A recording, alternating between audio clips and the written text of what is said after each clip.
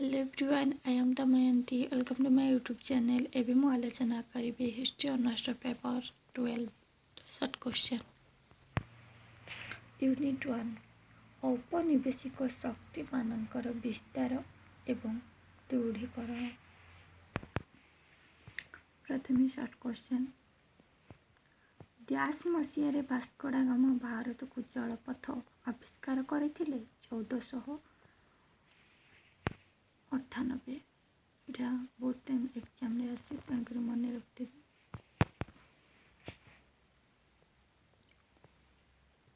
Vasco da Gama ଭାରତର dash ଠାରେ ପର୍ତ୍ତୁଗୀଜ କାରଖାନା ନିର୍ମାଣ କରିଥିଲେ?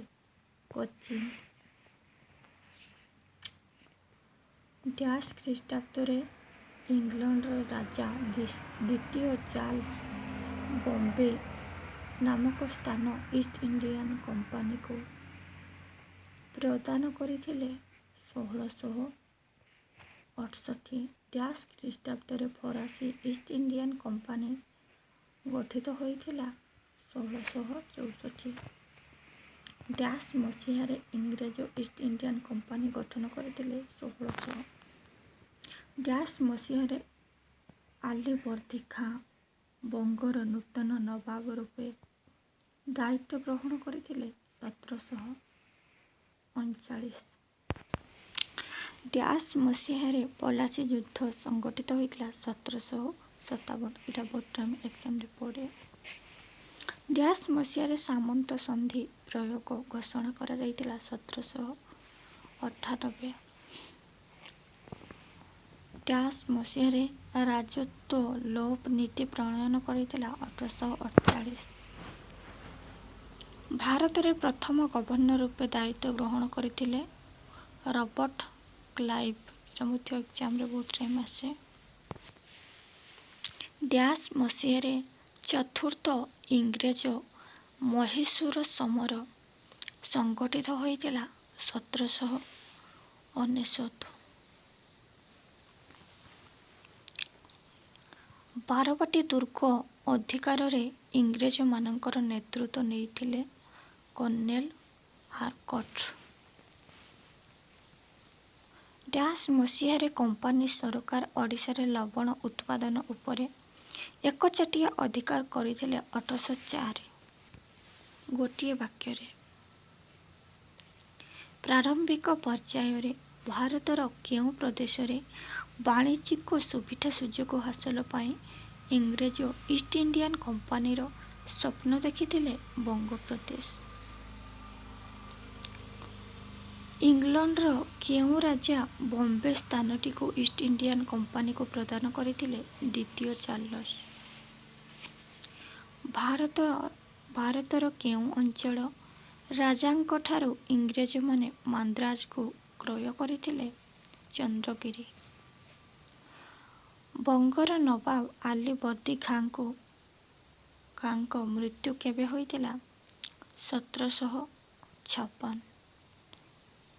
ନବାବ ସିରାଜଉଦ୍ଦୌଲାଙ୍କ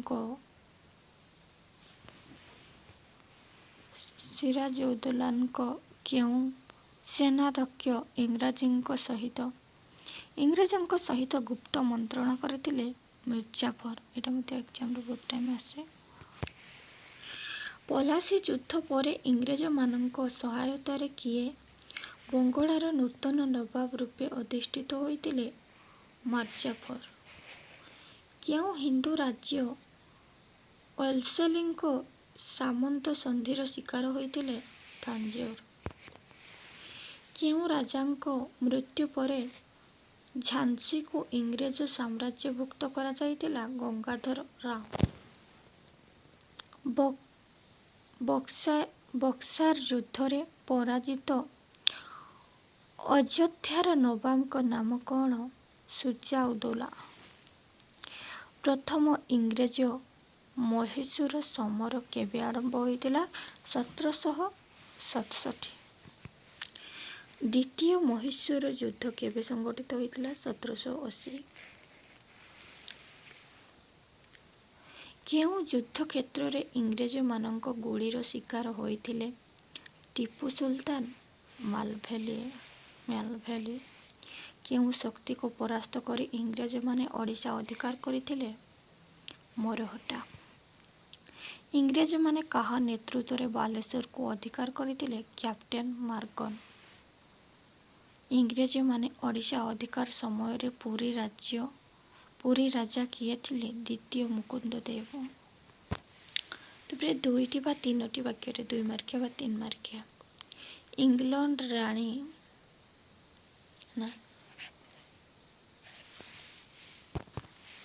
ଇଂଲିଶ ଇଷ୍ଟ ଇଣ୍ଡିଆନ କମ୍ପାନୀ କିପରି ଗଠିତ ହୋଇଥିଲା? ଇଂଲଣ୍ଡ ରାଣୀ ଏଲିଜାବେଥଙ୍କ ରାଜତ୍ୱ ଶେଷ ଭାଗରେ ଇଂଲଣ୍ଡର ଦଳେ ବଣିକ ଓ ନାବିକ ପ୍ରାଚ୍ୟ ସାହିତ୍ୟ ବାଣିଜ୍ୟ କରିବା ପାଇଁ ରାଣୀଙ୍କର ଅନୁମତି ଭିକ୍ଷା କଲେ। 1600 ଖ୍ରୀଷ୍ଟାବ୍ଦ ଡିସେମ୍ବର ମାସ 31 ତାରିଖ ଦିନ ରାଣୀ ସେମାନଙ୍କ ପ୍ରାର୍ଥନା ମଞ୍ଜୁର କରି ପ୍ରାଚ୍ୟ ସାହିତ୍ୟ ବାଣିଜ୍ୟ ପାଇଁ ସେମାନଙ୍କୁ ଏକ ସନନ୍ଦ ପ୍ରଦାନ କଲେ। ସେ ଅବିସ୍ମରଣୀୟ ଦିବସରେ ରାଣୀଙ୍କର ସନନ୍ଦ ପାଇବା କମ୍ପାନୀ ପରେ ଇଷ୍ଟ ଇଣ୍ଡିଆନ କମ୍ପାନୀ ନାମରେ ପ୍ରସିଦ୍ଧ ହେଲା। ଇଂରେଜମାନେ କେବେ ଏବଂ କେଉଁଠାରେ ବାଣିଜ୍ୟ କାରବାର ଆରମ୍ଭ କରିଥିଲେ? ଏଇଟା ବହୁତ ଟାଇମ୍ ଏକ୍ଜାମରେ ପଡ଼େ। 1639 ଖ୍ରୀଷ୍ଟାବ୍ଦ ମାନ୍ଦ୍ରାଜରେ ବାଣିଜ୍ୟ କାରବାର ଆରମ୍ଭ କଲେ। ଫରାସୀ ଇଷ୍ଟ ଇଣ୍ଡିଆନ କମ୍ପାନୀ କେବେ ଗଠିତ ହୋଇଥିଲା? 1664। ଭାରତରେ ବାଣିଜ୍ୟ କାରବାର ଆଧିପତ୍ୟ ବିସ୍ତାର ପାଇଁ କେଉଁ 2ଟି ମୁଖ୍ୟ ୟୁରୋପୀୟ ଶକ୍ତିଙ୍କ ମଧ୍ୟରେ ସଂଘର୍ଷ ହୋଇଥିଲା? ଭାରତରେ ବାଣିଜ୍ୟ କାରବାରରେ ଆଧିପତ୍ୟ ବିସ୍ତାର ପାଇଁ ଫରାସୀ ଓ ଇଂରେଜମାନଙ୍କ ମଧ୍ୟରେ ସଂଘର୍ଷ ସୃଷ୍ଟି ହୋଇଥିଲା, ଯାହା କର୍ଣ୍ଣାଟକ ସମର ନାମରେ ଖ୍ୟାତ। ବଙ୍ଗପ୍ରଦେଶରେ ଇଷ୍ଟ ଇଣ୍ଡିଆନ କମ୍ପାନୀ ପ୍ରାରମ୍ଭିକ ପର୍ଯ୍ୟାୟରେ କିପରି ଭାବରେ ଅପକର୍ଷଣ ପ୍ରକ୍ରିୟା ଆରମ୍ଭ କଲେ? ଦସ୍ତକ ପ୍ରଥାର ଅପବ୍ୟବହାର କରି ଏବଂ ଦୁର୍ଗ ନିର୍ମାଣ କରି ବଙ୍ଗପ୍ରଦେଶରେ ଇଷ୍ଟ ଇଣ୍ଡିଆନ କମ୍ପାନୀ ପ୍ରାରମ୍ଭିକ ପର୍ଯ୍ୟାୟରେ ଅପକର୍ଷଣ ପ୍ରକ୍ରିୟା ଆରମ୍ଭ କଲେ। ବକ୍ସାର ଯୁଦ୍ଧ କେବେ ଏବଂ କେଉଁଠାରେ ସଂଘଟିତ ହୋଇଥିଲା? ଅକ୍ଟୋବର 1764ରେ ଘାଜିପୁର ନିକଟସ୍ଥ ଗଙ୍ଗା ନଦୀର ଦକ୍ଷିଣ ପାର୍ଶ୍ୱରେ ଅବସ୍ଥିତ ବକ୍ସାର ଯୁଦ୍ଧ କ୍ଷେତ୍ରରେ ଇଂରେଜମାନେ ସେନାପତି ମୁନରଙ୍କ ନେତୃତ୍ୱରେ ବଙ୍ଗର ନବାବ ମୀର କାସିମ, ଅଯୋଧ୍ୟାର ନବାବ ସୁଜା-ଉଦୌଲା ଏବଂ ମୋଗଲ ସମ୍ରାଟ ଦ୍ୱିତୀୟ ଶାହ ଆଲାମଙ୍କ ମିଳିତ ସୈନ୍ୟବାହିନୀକୁ ପରାଜିତ କରିଥିଲେ। ଦ୍ୱିତୀୟ ଇଂରେଜ-ମହୀଶୂର ସମରର ଅବସରରେ ମାଙ୍ଗାଲୋର ସନ୍ଧି କେବେ ଏବଂ କାହା ମଧ୍ୟରେ ସ୍ୱାକ୍ଷରିତ ହୋଇଥିଲା? 1784ରେ ସ୍ୱାକ୍ଷରିତ ହୋଇଥିଲା ମାଙ୍ଗାଲୋର ସନ୍ଧି ଚୁକ୍ତି। ଉକ୍ତ ଚୁକ୍ତି ଅନୁଯାୟୀ ଇଂରେଜମାନେ ମହୀଶୂର ଅନ୍ତର୍ଗତ ସେମାନଙ୍କର ବିଜିତ ଅଞ୍ଚଳଗୁଡ଼ିକୁ ଫେରାଇ ଦେବା ପାଇଁ ରାଜି ହୋଇଥିଲେ। ଦେଓଗାଁ ସନ୍ଧି କେବେ ସ୍ୱାକ୍ଷରିତ ହୋଇଥିଲା? ସେହି ସନ୍ଧିରେ କିଏ ସ୍ୱାକ୍ଷର କରିଥିଲେ? 1803 ମସିହା ଡିସେମ୍ବର 17 ତାରିଖ ଦେଓଗାଁ ସନ୍ଧି ସ୍ୱାକ୍ଷରିତ ହୋଇଥିଲା।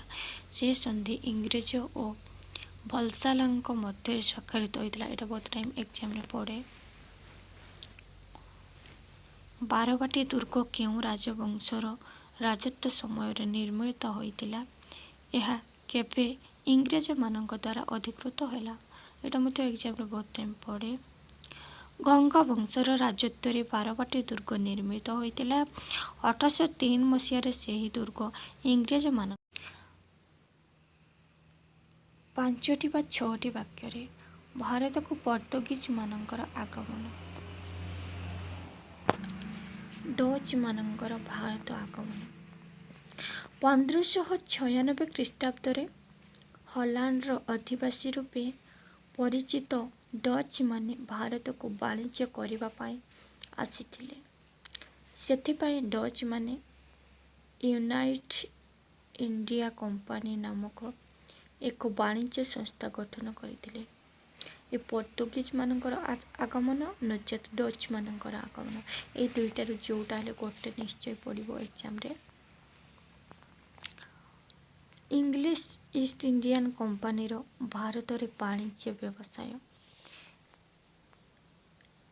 ଇଂଲଣ୍ଡର ରାଣୀ ଏଲିଜାବେଥଙ୍କ ରାଜତ୍ୱ ଶେଷ ଭାଗ ଇଂଲଣ୍ଡର ଦଳେ ବଣିକ ଓ ନାବିକ ପ୍ରାଚ୍ୟ ସାହିତ୍ୟ ବାଣିଜ୍ୟ କରିବା ପାଇଁ ରାଣୀଙ୍କର ଅନୁମତି ଭିକ୍ଷା କଲେ।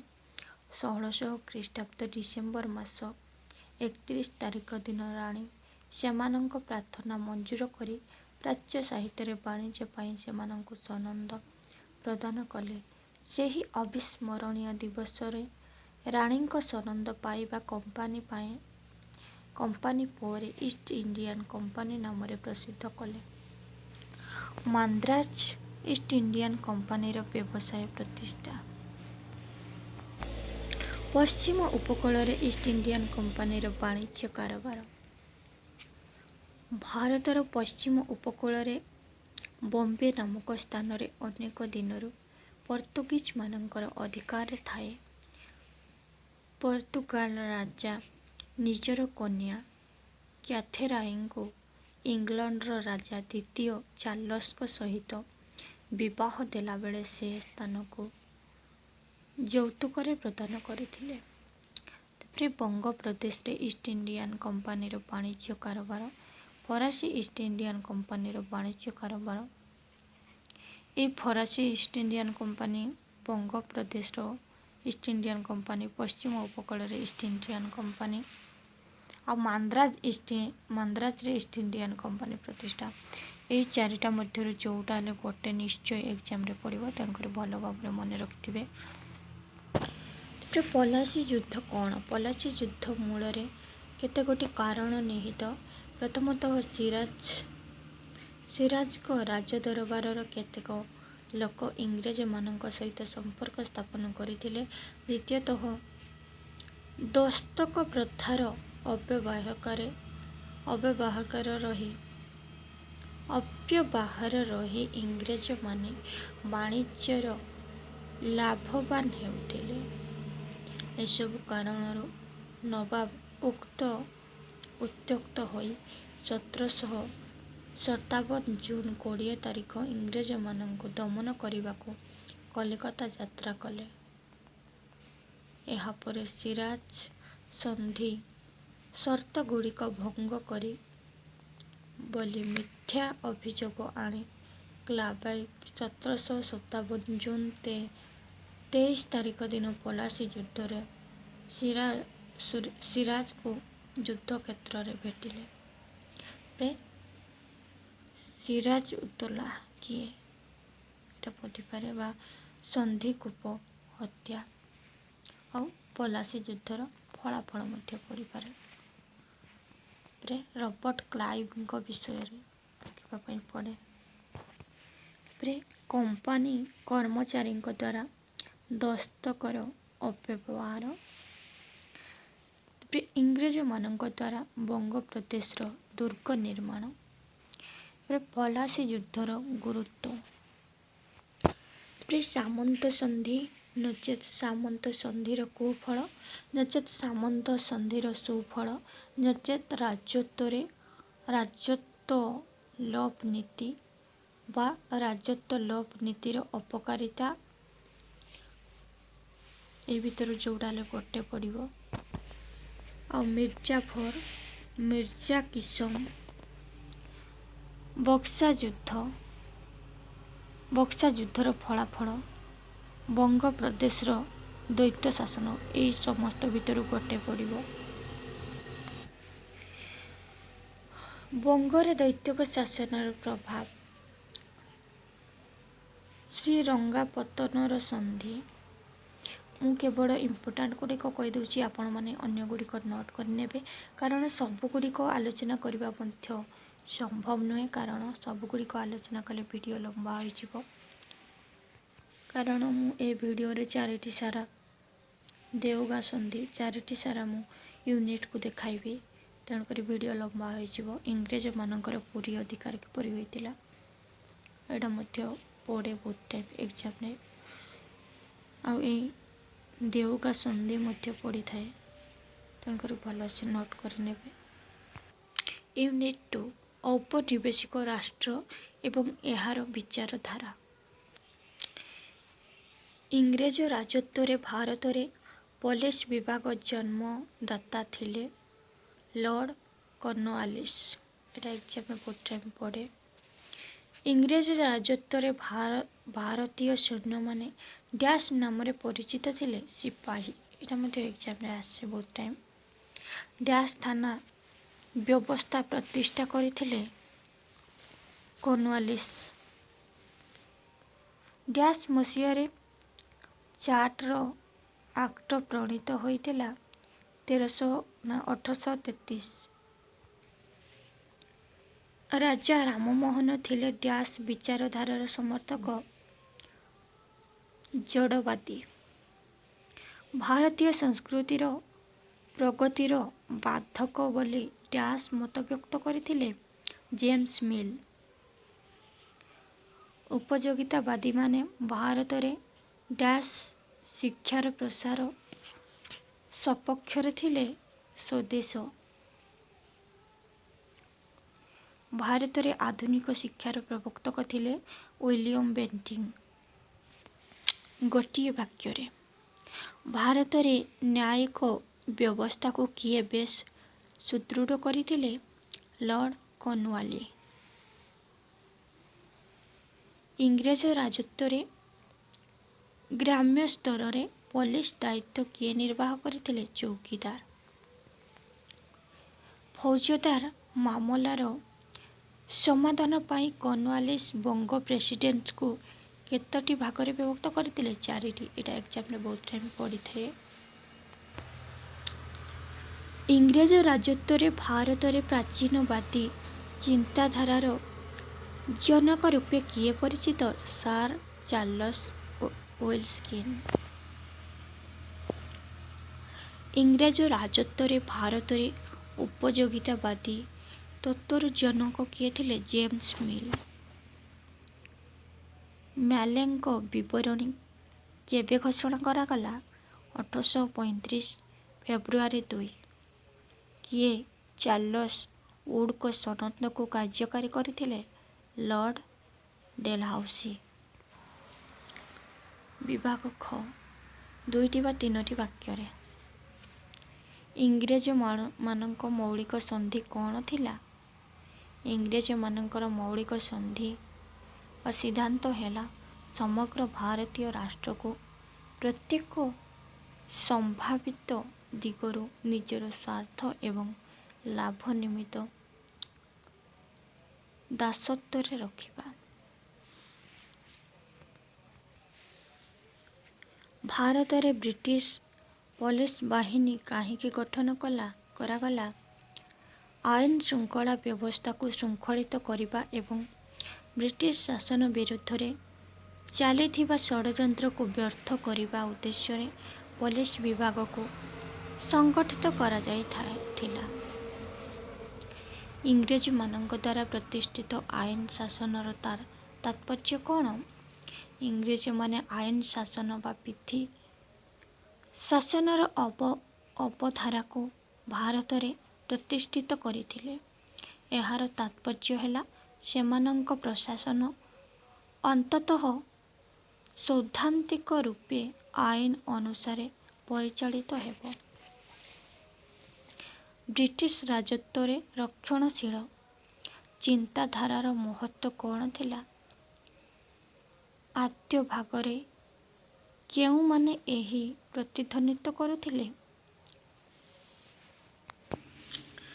भारत रे इंग्रेज मानकर अर्थनीति विचारधारा किपरि थिला भारत रे इंग्रेज मानकर अर्थनैतिक विचारधारा थिला नकारात्मक हिंदू आईन एवं ଦର୍ଶନର ଅଧ୍ୟୟନ ପାଇଁ କେବେ ଏବଂ କେଉଁଠାରେ ଏକ ସଂସ୍କୃତ ମହାବିଦ୍ୟାଳୟ ପ୍ରତିଷ୍ଠିତ ହୋଇଥିଲା? 1791। 1813 ଚାର୍ଟର ଆକ୍ଟରେ ଶିକ୍ଷାର ବିକାଶ ପାଇଁ କ'ଣ କରାଯାଇଥିଲା?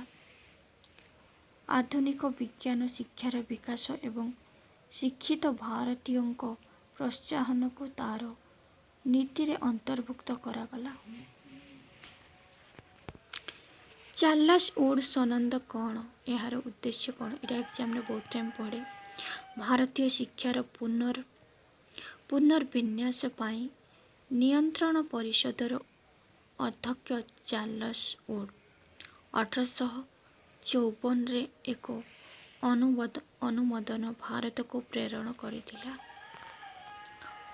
5ଟି ବା 6ଟି ବାକ୍ୟରେ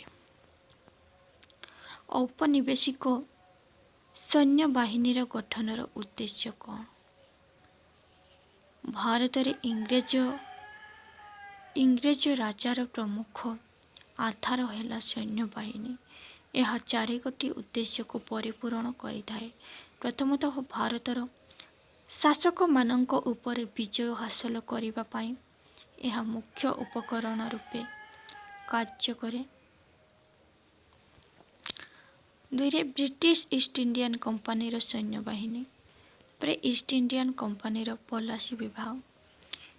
ଏହି ଔପନିବେଶିକ ସୈନ୍ୟବାହିନୀ ବା ବ୍ରିଟିଶ ଇଷ୍ଟ ଇଣ୍ଡିଆନ ସୈନ୍ୟବାହିନୀ, এই ଦୁଇଟାରୁ ଯେଉଁଟା ହେଲେ ଗୋଟେ ଏକ୍ଜାମ୍ରେ ପଡ଼ିବ। ଇଷ୍ଟ ଇଣ୍ଡିଆନ କମ୍ପାନୀର ପଲାସି ବିଭାଗ, ପୋଲିସ ବିଭାଗ। ତାପରେ ଇଷ୍ଟ ଇଣ୍ଡିଆନ କମ୍ପାନୀର ରାଜତ୍ୱର ନ୍ୟାୟିକ ସଂଗଠନ। ତାପରେ କର୍ଣ୍ଣୱାଲିଙ୍କ ଶାସନ ସମୟରେ ଫୌଜଦାର ଅଦାଲତ କିପରି ଥିଲା? ତାପରେ ଇଂରେଜମାନଙ୍କ ରାଜତ୍ୱରେ ଆଇନର ସଂହିତାବଦ୍ଧ। ତାପରେ ଇଂରେଜମାନଙ୍କ ଦ୍ୱାରା ପ୍ରଣୀତ ଆଇନ ଆଗରେ ସମାନତାର କାର୍ଯ୍ୟକାରିତା କ'ଣ ଥିଲା? ଏଇଟା ମଧ୍ୟ ଏକ୍ଜାମ୍ରେ ଆସେ ବହୁତ ଟାଇମ୍। ବ୍ରିଟିଶ ରାଜତ୍ୱରେ ଆଇନର ଶାସନର ସ୍ୱରୂପ। ବ୍ରିଟିଶ ରାଜ୍ୟର ରକ୍ଷଣଶୀଳ ଦୃଷ୍ଟିକୋଣ। ବ୍ରିଟିଶ ରାଜ୍ୟର ଜଡ଼ବାଦୀ ବା ରେଡିକାଲ ବିଚାର। এই ତିନିଟାରୁ ଯେଉଁଟା ଗୋଟେ ପଡ଼ିବ ଏକ୍ଜାମ୍ରେ। ଇଂରେଜମାନଙ୍କ ଭାଗ କରି ଭୋଗର ନୀତି। ଇଂରେଜମାନଙ୍କର ସାମ୍ପ୍ରଦାୟିକ ଭେଦନୀତି। ବ୍ରିଟିଶର ଅର୍ଥନୈତିକ ବିଚାର। ବ୍ରିଟିଶର ବୈଣ୍ୟ ନୀତି। ବ୍ରିଟିଶର ପ୍ରାରମ୍ଭିକ ପର୍ଯ୍ୟାୟରେ ଦେଶ ଶିକ୍ଷା। এই 4ଟା ମଧ୍ୟରୁ ଯେଉଁଟା ହେଲେ ଗୋଟେ ପଡ଼ିବ। ତାପରେ ଦେଶୀୟ ଶିକ୍ଷାର ପ୍ରସାର ପାଇଁ ଇଂରେଜମାନଙ୍କର ପ୍ରାରମ୍ଭିକ ପଦକ୍ଷେପ। ତାପରେ ଶିକ୍ଷାକୁ କେନ୍ଦ୍ର କରି ପ୍ରାଚ୍ୟ ପାଶ୍ଚାତ୍ୟ ବିବାଦ। ତାପରେ ଦେଶୀୟ ଶିକ୍ଷାର ପ୍ରସାର ପାଇଁ ସରକାରଙ୍କ ପଦକ୍ଷେପ।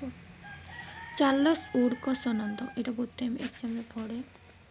ତାପରେ ନିମ୍ନମୁଖୀ ପରିଶ୍ରବଣ ମତବାଦ। ୟୁନିଟ୍ 3, ଅର୍ଥନୀତି ଏବଂ ସମାଜ। ଡ୍ୟାସ୍ ପ୍ରଚଳନ କରିଥିଲେ ଚିରସ୍ଥାୟୀ ବନ୍ଦୋବସ୍ତ।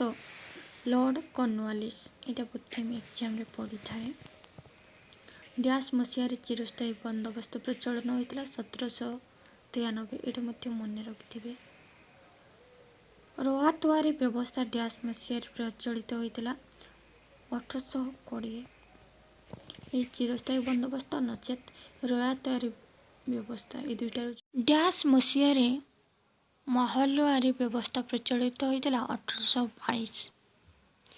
ଡ୍ୟାସ୍ରେ ଗୃହଯୁଦ୍ଧର ପ୍ରଭାବରେ ତୁଳା ଉତ୍ପାଦନ ହ୍ରାସ ଘଟିଲା? ଆମେରିକା। ଅର୍ଥକାରୀ ଫସଲ ଉତ୍ପାଦନ ପ୍ରକ୍ରିୟାରେ ଜମିର ଡ୍ୟାସ୍ ହ୍ରାସ ପାଇଲା? ଉର୍ବରତା। ଇଂରେଜମାନେ ଭାରତରେ ସାମ୍ରାଜ୍ୟ ବିସ୍ତାର କରିବା ପରେ ପରେ ଡ୍ୟାସ୍ ଶିଳ୍ପଗୁଡ଼ିକ ଦ୍ରୁତ ଅବନତି ଘଟିଲା? ପୁରାତନ। ଭାରତୀୟ ଇସ୍ପାତ ଶକ୍ତିର ଜନକ ରୂପେ ଡ୍ୟାସ୍ ପରିଚିତ ଜାମଶେଦଜୀ ଟାଟା। ଏଇଟା ମଧ୍ୟ ଏକ୍ଜାମ୍ରେ କ୍ୱେଶ୍ଚନ୍ ପଡ଼େ। ତାପରେ ଗୋଟିଏ ବାକ୍ୟରେ ବଙ୍ଗ ପ୍ରଦେଶରେ କିଏ ଦ୍ୱୈତ ଶାସନ ପ୍ରଣୟନ କରିଥିଲେ? Robert Clive. ସୂର୍ଯ୍ୟ ଆଇନ କେଉଁ ବନ୍ଦୋବସ୍ତ ସହ ଜଡ଼ିତ? ଚିରସ୍ଥାୟୀ ବନ୍ଦୋବସ୍ତ। ଏଇଟା ମଧ୍ୟ ଏକ୍ଜାମ୍ରେ ଆସେ ବହୁତ ଟାଇମ୍। ମାଓଲାରୀ ବ୍ୟବସ୍ଥା ଭାରତବର୍ଷର କେଉଁ ଭାଗରେ ପ୍ରଚଳିତ ଥିଲା? ଉତ୍ତର ଭାରତ। କୃଷି ବାଣିଜ୍ୟିକୀକରଣ ପ୍ରକ୍ରିୟାରେ ଇଂରେଜମାନେ କେଉଁ ଫସଲ ଉତ୍ପାଦନ ଉପରେ ଗୁରୁତ୍ୱ ଦେଇଥିଲେ? ଅର୍ଥକାରୀ ଫସଲ। କୃଷି ବାଣିଜ୍ୟିକୀକରଣ ପ୍ରକ୍ରିୟାକୁ ବିରୋଧ କରି 1860 ମସିହାରେ କେଉଁ ବିଦ୍ରୋହ ସଂଗଠିତ ହୋଇଥିଲା? ନୀଳ।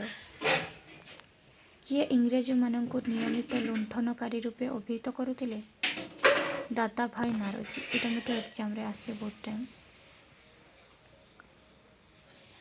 ଟିଟାଗଡ଼ କାଗଜ କାରଖାନାରେ କେବେ ସ୍ଥାପିତ ହୋଇଥିଲା? 1882। ଇଂରେଜମାନଙ୍କ ସମୟରେ କେଉଁ ସହରର ଚମଡ଼ା ଶିଳ୍ପରେ ଖ୍ୟାତି ଅର୍ଜନ କରିଥିଲା? କାନପୁର। ତାପରେ 2ଟି ବା 3ଟି ବାକ୍ୟରେ ଚିରସ୍ଥାୟୀ ବନ୍ଦୋବସ୍ତ କିଏ ଏବଂ କେବେ ପ୍ରଚଳନ କରିଥିଲେ? ଲର୍ଡ଼ କର୍ଣ୍ଣୱାଲିସ୍ ଚିରସ୍ଥାୟୀ ବନ୍ଦୋବସ୍ତ ପ୍ରଚଳନ କରିଥିଲେ କେବେ? ନା 1793। ଚିରସ୍ଥାୟୀ ବନ୍ଦୋବସ୍ତ କେବେ ଏବଂ କେଉଁଠାରେ ପ୍ରଥମେ ପ୍ରଚଳିତ ହୋଇଥିଲା? 1793 ମାର୍ଚ୍ଚ 22 ବଙ୍ଗ, ବିହାର, ଓଡ଼ିଶାରେ ପ୍ରଚଳିତ ହୋଇଥିଲା। ରଆତାରୀ ବନ୍ଦୋବସ୍ତ ପ୍ରଚଳନ କିଏ ଆରମ୍ଭ କରିଥିଲେ? କ୍ୟାପ୍ଟେନ୍ ରିଡ୍ ଓ ଥୋମାସ୍ ମୁନର। ପ୍ରଥମେ 1820 ମସିହାରେ ମାନ୍ଦ୍ରାଜର ବାରାମହଲ ଅଞ୍ଚଳରେ ପ୍ରଚଳିତ ହୋଇଥିଲା। କୃଷିର ବ୍ୟବସାୟୀକରଣରେ ଇଂରେଜ ପୁଞ୍ଜିପତିମାନଙ୍କର ଭୂମିକା କ'ଣ? ସାହୁକାର ତଥା ମହାଜନମାନଙ୍କ ମଧ୍ୟରେ ସେମାନଙ୍କ କୃଷକମାନଙ୍କୁ ଅଗ୍ରୀମ ଅର୍ଥ ବା ଋଣ ପ୍ରଦାନ କରି କୃଷକଙ୍କୁ ଅର୍ଥକାରୀ ଫସଲ ଉତ୍ପାଦନ ପାଇଁ ବାଧ୍ୟ କରିଥିଲେ। କୃଷି ବାଣିଜ୍ୟ ଦ୍ୱାରା ପାରମ୍ପରିକ କୃଷିର କିପରି ଅବନତି ଘଟିଲା? ଏଇଟା ମଧ୍ୟ ଏକ୍ଜାମ୍ରେ ପଡ଼ିବା ପରି କ୍ୱେଶ୍ଚନ୍। କେଉଁ ଆଇନ ଦ୍ୱାରା ଭାରତରେ ଇଷ୍ଟ ଇଣ୍ଡିଆ କମ୍ପାନୀ ଏକଚାଟିଆ ବାଣିଜ୍ୟ ପରିସମାପ୍ତି ଘଟିଲା? ଏଇଟା ମଧ୍ୟ ପଡ଼ିଲା ପରି କ୍ୱେଶ୍ଚନ୍। ଦାଦାଭାଇ ନାରୋଜୀ ବିତ୍ତ ନିଷ୍କାସନକୁ କ'ଣ ବୋଲି ବର୍ଣ୍ଣନା କରିଥିଲେ? ଏଇଟା ମଧ୍ୟ ଏକ୍ଜାମ୍ରେ ପଡ଼ିବା ପରି କ୍ୱେଶ୍ଚନ୍। ଅଷ୍ଟାଦଶ ଶତାବ୍ଦୀର ଶେଷାର୍ଦ୍ଧରେ କେଉଁ ରପଣ ଶିଳ୍ପ ଉପରେ ବିଦେଶୀ ରପଣକାରୀମାନେ ଗୁରୁତ୍ୱ ଦେଇଥିଲେ? ଆଧୁନିକ ଶିଳ୍ପର ବିକାଶ ଦ୍ୱାରା ଭାରତରେ କେଉଁ ଶିଳ୍ପର ଅବନତି ଘଟିଲା? ଆଧୁନିକ ଶିଳ୍ପର ବିକାଶ ଦ୍ୱାରା ଭାରତରେ କୁଟୀର ଶିଳ୍ପର ଅବନତି ଘଟିଲା। ଏଇଟା ମଧ୍ୟ ଏକ୍ଜାମ୍ରେ ପଡ଼େ ବହୁତ ଟାଇମ୍। ପରେ 5ଟି ବା 6ଟି ବାକ୍ୟରେ ଚିରସ୍ଥାୟୀ ବନ୍ଦୋବସ୍ତର ସୁଫଳ, ଚିରସ୍ଥାୟୀ ବନ୍ଦୋବସ୍ତର କୁଫଳ। ଏହି ଚିରସ୍ଥାୟୀ ବନ୍ଦୋବସ୍ତର ସୁଫଳ ଏହା ଫଳରେ ସମାଜରେ ଜମିଦାର ଗୋଷ୍ଠୀର ଉଦ୍ଭବ ହେଲା, ଯେଉଁମାନେ ବି ବ୍ରିଟିଶ ସରକାରଙ୍କ ଅନୁଗତ ଭାବେ କାର୍ଯ୍ୟ କରୁଥିଲେ। ଚିରସ୍ଥାୟୀ ବନ୍ଦୋବସ୍ତ ଦ୍ୱାରା କମ୍ପାନୀ ନିୟମିତ ଭାବେ ରାଜସ୍ୱ ପାଇଲା।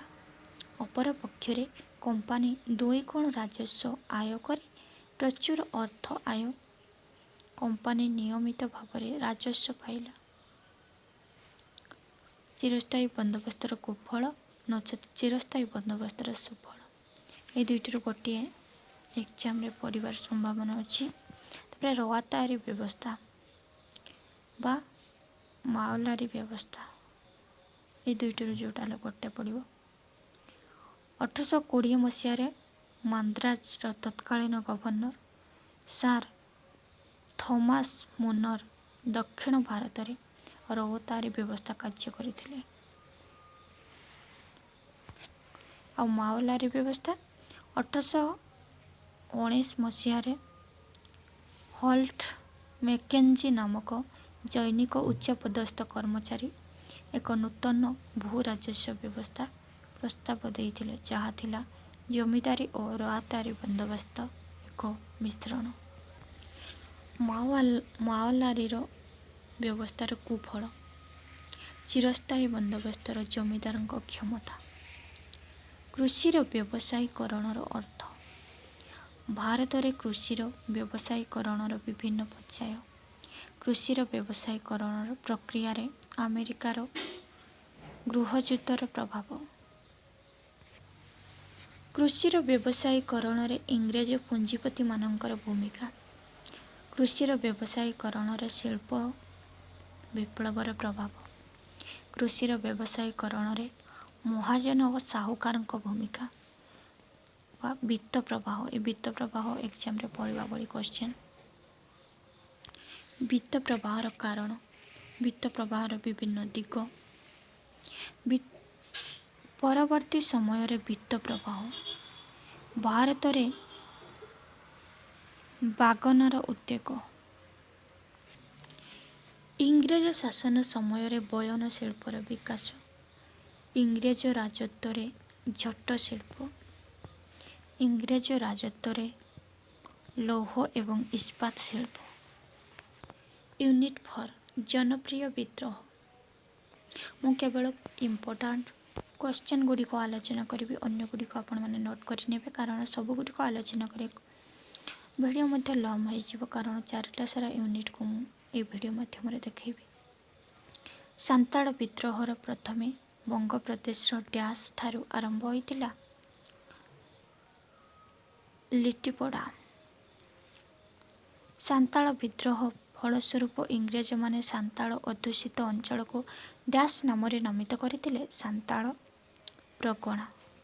ସାନ୍ତାଳମାନଙ୍କ ଆକ୍ରମଣ ଭୟରେ ସ୍ଥାନୀୟ ପ୍ରଶାସନମାନେ ଡ୍ୟାସ୍ ଦୁର୍ଗରେ ଆଶ୍ରୟ ନେଇଥିଲେ। ପାକୁର।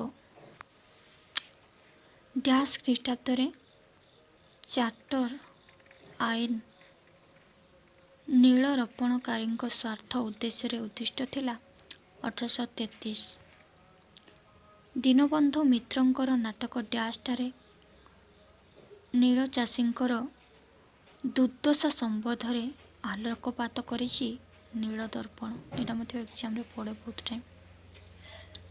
ନାନା ସାହେବଙ୍କ ମନ୍ତ୍ରୀ ଡ୍ୟାସ୍ 1857ରେ ବିଦ୍ରୋହର ଇଂରେଜୀ ସରକାରଙ୍କ ବିରୋଧରେ ଲଢ଼ିଥିଲେ। ତାନ୍ତିଆ ତୋପେ। ବିହାରରେ ଡ୍ୟାସ୍ 1857ରେ ବିଦ୍ରୋହ ନେତୃତ୍ୱ ନେଇଥିଲେ କନୱାର ସିଂ। ଗୋଟିଏ ଶବ୍ଦରେ ଉତ୍ତର ଦିଅ। ଇଂରେଜମାନଙ୍କର କେଉଁ ବନ୍ଦୋବସ୍ତ ବଳରେ ଜମିଦାରମାନେ ସାନ୍ତାଳମାନଙ୍କ ଉପରେ ଅଧିକ ଟିକସ ବସାଇଥିଲେ? ଚିରସ୍ଥାୟୀ ବନ୍ଦୋବସ୍ତ। ସାନ୍ତାଳ ବିଦ୍ରୋହର ପ୍ରଥମ ପଦଧ୍ୱନି କେଉଁଠାରେ ଶୁଣାଯାଇଥିଲା? ଲିଟିପୋଡ଼ା। କେଉଁ ଶିଳ୍ପ ପାଇଁ ନୀଳ ଉତ୍ପାଦନ ପାଇଁ ଭାରତୀୟ କୃଷକମାନଙ୍କୁ ନୀଳ ଚାଷ ପାଇଁ ବାଧ୍ୟ କରାଯାଇଥିଲା? ବସ୍ତ୍ର ପାଇଁ। 1833ରେ କେଉଁ ଆଇନ ନୀଳ ଚାଷ ପାଇଁ ସ୍ୱାର୍ଥ ବିଦ୍ରୋହୀ ହେଲେ? ଚାର୍ଟର ଆଇନ। କିଏ ଲକ୍ଷ୍ନୌଠାରେ 1857ରେ ବିଦ୍ରୋହ ନେତୃତ୍ୱ ନେଇଥିଲେ? ବେଗମ ହଜରତ ମଲ। କିଏ 1857 ମହାନ ବିଦ୍ରୋହର ପ୍ରଥମ ଶହୀଦ ଥିଲେ? ମଙ୍ଗଲ ପାଣ୍ଡେ। 1857 ବିଦ୍ରୋହ ସମୟରେ ଭାରତର ଗଭର୍ଣ୍ଣର ଜେନେରାଲ କିଏ ଥିଲେ? ଲର୍ଡ଼ କ୍ୟାଣ୍ଟିଙ୍ଗ। 2ଟି ବା 3ଟି ବାକ୍ୟରେ ସାନ୍ତାଳ ବିଦ୍ରୋହ କେବେ ସଂଗଠିତ ହୋଇଥିଲା? 1855-56। କେଉଁ ବନ୍ଦୋବସ୍ତ ଫଳରେ ଜମିଦାରମାନେ ସାନ୍ତାଳ ଅଧିବାସୀଙ୍କ ଉପରେ ଅତ୍ୟଧିକ ଟିକସ ଲାଗୁ କରିଥିଲେ? ଚିରସ୍ଥାୟୀ ବନ୍ଦୋବସ୍ତ ଫଳରେ। ସାନ୍ତାଳ ବିଦ୍ରୋହୀମାନଙ୍କର ପ୍ରଥମ ସ୍ୱାଧୀନତା ସଂଗ୍ରାମ କେବେ ଘୋଷଣା କରାଯାଇଥିଲା? 30 ଜୁନ୍ 1855। ଜାତୀୟ ଥିଏଟର କେଉଁଠାରେ ପ୍ରଥମେ ସ୍ଥାପିତ ହୋଇଥିଲା? 1872 କଲିକତାରେ ପ୍ରତିଷ୍ଠା କରାଯାଇଥିଲା ଜାତୀୟ ଥିଏଟର। ନାନା ସାହେବ କିଏ? ନାନା ସାହେବ ଥିଲେ ପେଶୱା ଦ୍ୱିତୀୟ ବାଜିରାଓଙ୍କ ପୋଷ୍ୟପୁତ୍ର। ସେ 1857 ବିଦ୍ରୋହରେ କାନପୁରଠାରେ ସିପାହୀମାନଙ୍କର ନେତୃତ୍ୱ ନେଇଥିଲେ। 5ଟି ବା 6ଟି ବାକ୍ୟରେ ସାନ୍ତାଳ ବିଦ୍ରୋହ। ଏଇଟା ଏକ୍ଜାମ୍ରେ ପଡ଼ିବା ଭଳି କ୍ୱେଶ୍ଚନ୍। 1793ରେ ଚିରସ୍ଥାୟୀ ବନ୍ଦୋବସ୍ତ ଦ୍ୱାରା ଜମିଦାରମାନେ ସାନ୍ତାଳମାନଙ୍କ ଉପରେ ଅଧିକ କର ବସାଇବାକୁ ସେମାନେ ଜନ୍ମସ୍ଥାନ ଛାଡ଼ି ରାଜମହଲ ପାହାଡ଼ ପାଖରେ ଜଙ୍ଗଲ ସଫା କରି ବସବାସ କଲେ। ମାତ୍ର ବଙ୍ଗଳା ଓ ଉତ୍ତର ଭାରତର ମହାଜନ ଓ ବଣିକମାନେ ସାନ୍ତାଳମାନଙ୍କୁ ଅତ୍ୟଧିକ ସୁଧରେ ଋଣ ଦେଉଥିଲେ ଏବଂ ବେଆଇନ ଭାବରେ ଖୁବ୍ ନିର୍ଦ୍ଦୟ ହୋଇ ଋଣ ଦେବାର 10 ଗୁଣ ଅର୍ଥ ଆଦାୟ କରୁଥିଲେ। ଏହି ସଭ୍ୟ ଲୋକମାନଙ୍କ ବିରୋଧରେ ସାନ୍ତାଳମାନଙ୍କର ମୁଖ୍ୟ ଅସନ୍ତୋଷ ଥିଲା। ସରକାରୀ କର୍ମଚାରୀମାନେ ସାନ୍ତାଳମାନଙ୍କ ଦୁଃଖ ଲାଘବ କରିପାରିବା ପରିବର୍ତ୍ତେ ଅତ୍ୟାଚାରୀମାନଙ୍କର ସୁରକ୍ଷା ଯୋଗ ଦେଉଥିଲେ। ଏହାଦ୍ୱାରା ସାନ୍ତାଳ ବିଦ୍ରୋହ ହୋଇଥିଲା। ସାନ୍ତାଳ ବିଦ୍ରୋହର କାରଣ କ'ଣ ଏଇଟା ମଧ୍ୟ ପଡ଼ିପାରେ। ଚିରସ୍ଥାୟୀ ବନ୍ଦୋବସ୍ତର ପ୍ରଣୟନ ସାନ୍ତାଳ ବିଦ୍ରୋହର ଏକ କାରଣ। ସାନ୍ତାଳ ବିଦ୍ରୋହରେ ସିଦ୍ଧ ମୁର୍ମୁଙ୍କ ଭୂମିକା କ'ଣ? ସାନ୍ତାଳ ବିଦ୍ରୋହର ଫଳାଫଳ କ'ଣ? ନୀଳ ବିଦ୍ରୋହ କ'ଣ? ଏଇଟା ମଧ୍ୟ ଏକ୍ଜାମ୍ରେ ପଡ଼େ। 1859ରୁ 60 ମସିହାରେ ବଙ୍ଗପ୍ରଦେଶରେ ସଂଗଠିତ ହୋଇଥିବା ନୀଳ ଚାଷୀ ଆନ୍ଦୋଳନ ବା ନୀଳ ବିଦ୍ରୋହ ଥିଲା ସର୍ବବୃହତ୍ତର କୃଷି ଆନ୍ଦୋଳନ। ନୀଳ ଚାଷ ବିରୋଧରେ କୃଷକମାନଙ୍କର ଅସନ୍ତୋଷ କ'ଣ ଥିଲା? ନୀଳ ବିଦ୍ରୋହର ପରିଣତି କ'ଣ? 1857 ଭାରତୀୟ ବିଦ୍ରୋହର ରାଜନୈତିକ କାରଣ କ'ଣ ଥିଲା? 1857 ଭାରତୀୟ ବିଦ୍ରୋହର ଅର୍ଥନୈତିକ କାରଣ କ'ଣ ଥିଲା? ଏ ଦୁଇଟାରୁ ଗୋଟେ ଯୋଉଟାରେ ପଡ଼ିବାର ସମ୍ଭାବନା ଅଛି ବା ପଡ଼ିପାରେ 1857 ବିଦ୍ରୋହର ସାମାଜିକ ଓ ଧାର୍ମିକ କାରଣ। ଏ ତିନିଟା ମଧ୍ୟରୁ ଯୋଉଟାରେ ଗୋଟେ, ନହେଲେ 1857 ମହାନ ବିଦ୍ରୋହର ସାମାଜିକୀକରଣ ବା 1857 ବିଦ୍ରୋହର ଆଶୁ କାରଣ ବା 1857 ମସିହାର ବିଦ୍ରୋହର ଫଳାଫଳ। 1858 ଭାରତ ଶାସନ ଆଇନ, ମହାରାଣୀ ଭିକ୍ଟୋରିଆ ଘୋଷଣାପତ୍ର। 1857 ମହାନ ବିଦ୍ରୋହରେ ରାଣୀ ଲକ୍ଷ୍ମୀବାଈଙ୍କ ଭୂମିକା। ଏଇଟା ଏକ୍ଜାମ୍ରେ ବହୁତ ଟାଇମ୍ ଆସେ। 1857 ମସିହା ବିଦ୍ରୋହର ବିଫଳ ହେବାର କାରଣ। 1857 ବିଦ୍ରୋହକୁ ପ୍ରଥମ ସ୍ୱାଧୀନତା ସଂଗ୍ରାମ ରୂପେ ଅଭିହିତ କରିବାର କାରଣ। ଆଜିର ଆଲୋଚନା ଏତିକିରେ ସମାପ୍ତ କରୁଛି।